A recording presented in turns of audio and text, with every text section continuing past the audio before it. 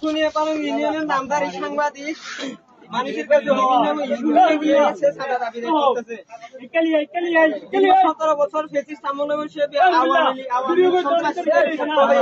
বিভিন্ন দলকে বিভিন্ন কিন্তু এখন থেমে নেই তার চাঁদাবাজি। ভাইয়া উনি কি জন্য করছেন আপনারা?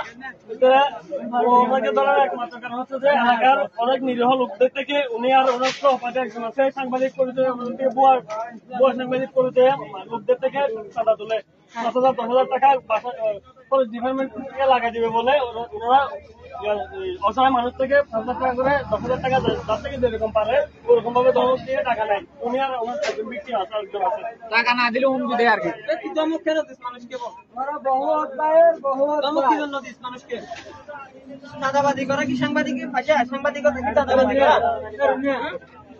বিচারের অভিযোগ করে দিয়ে একটা হতো